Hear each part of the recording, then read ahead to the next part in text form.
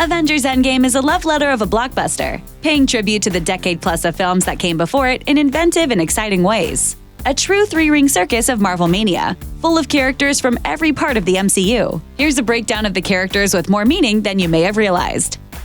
Endgame sees the surprising return of the charismatic Frank Grillo as Brock Rumlow, aka Crossbones. He appears in a new scene meant to take place just moments after the conclusion of the Avengers Battle of New York, but before the whole team clocks out to go and get shawarma.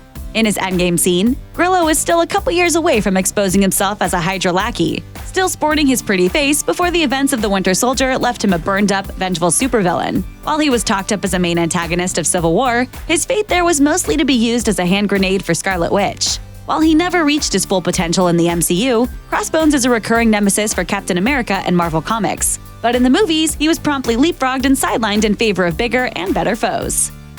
Due to a number of complicated business-related reasons, Marvel Television and Marvel's movies have never really been that closely knit, despite technically existing under the same umbrella of the Marvel Cinematic Universe. With a few exceptions, the two worlds have been kept very separate. If you have any doubts about this, ask someone who's only watched the movies if they have any idea what an Inhuman is supposed to be.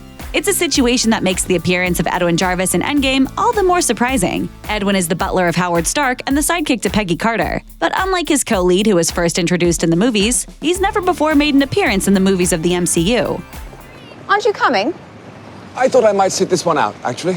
While this is the character's first appearance in an MCU movie, he was an integral part of the TV series Agent Carter. Edwin is also obviously the namesake of Tony's first AI, Jarvis, whose voice was subsumed into the Vision during the events of Age of Ultron. While Agent Carter may not have set the world on fire over the course of its 2 seasons, it did develop a devoted following, and it's not surprising that it's become the first TV show to introduce a character that crossed over into the movies. Not only did Kevin Feige have more involvement with its development, it was created by Christopher Marcus and Stephen McFeely, the credited co-writers of Endgame and Infinity War. While Iron Man's daughter may be an invention of the movies, Scott Lang's daughter is anything but. Scott meets up with Cassie after a 5-year time jump that, at the end of Endgame, appears to be permanent. In the meantime, his precocious daughter has grown up almost more than he can believe. But if the comics are any indication of where her story's going, she still has a lot of development to go. In Marvel Comics, Cassie follows in her father's footsteps in messing with the worlds of Pym particles to give herself radical size-changing powers, teaming up with her dad under the names of Stature and Stinger. At times, she's as much of a partner to him as the movie's Wasp is, and that's a relationship we may get to see develop on screen as the movies continue. While Endgame does in many ways feel like a rare conclusive chapter in the MCU, producer Kevin Feige has said that groundwork is being laid for characters like Cassie to eventually suit up as superheroes themselves. Speaking to Heroic Hollywood around the time of Ant-Man and the Wasp release in 2018, Feige said, "We're taking our cue from the comics as we always do. That's why we wanted Cassie, a very young Cassie in this movie, to be inspired by her father, just planting seeds."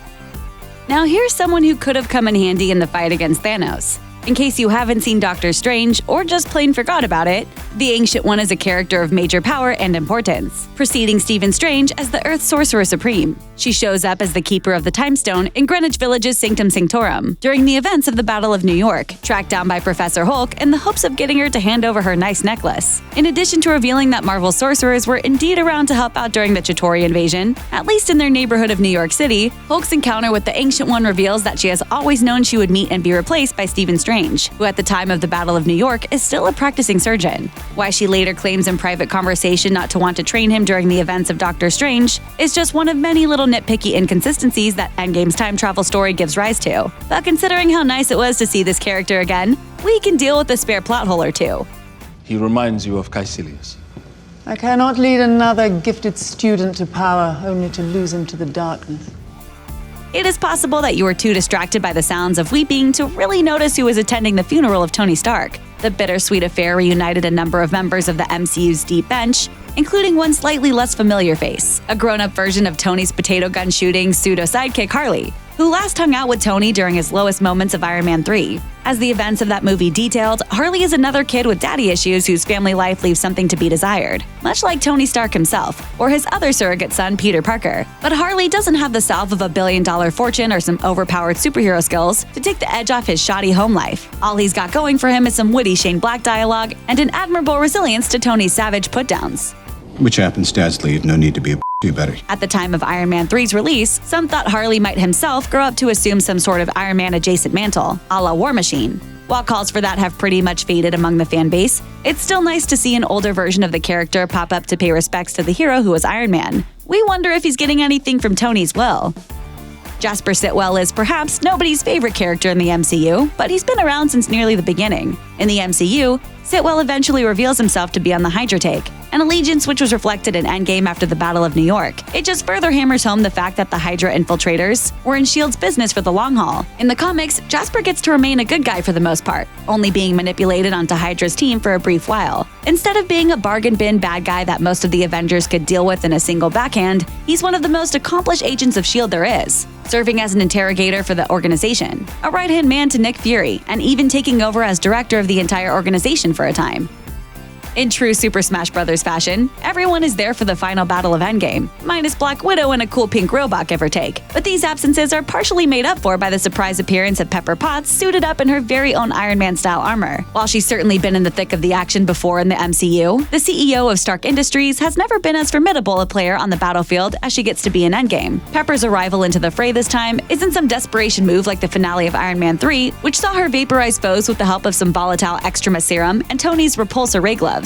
Instead, she shows up in Endgame in a full suit of Iron Man-style armor designed especially for her by Tony Stark. Sure, Pepper shows up to the fight as fan service more than anything else, but she has an established history as a heroine in the comics, where she's known as Rescue. Since she shows up to Endgame's last fight with around 50,000 other fighters in tow, it's hard to see how that name makes sense in the movies. But it was still worth it for that instantly iconic back-to-back shot of husband and wife blasting away at Thanos' minions together, working together as a team for one last time before the end. Check out one of our newest videos right here. Plus, even more Looper videos about your favorite superheroes are coming soon. Subscribe to our YouTube channel and hit the bell so you don't miss a single one.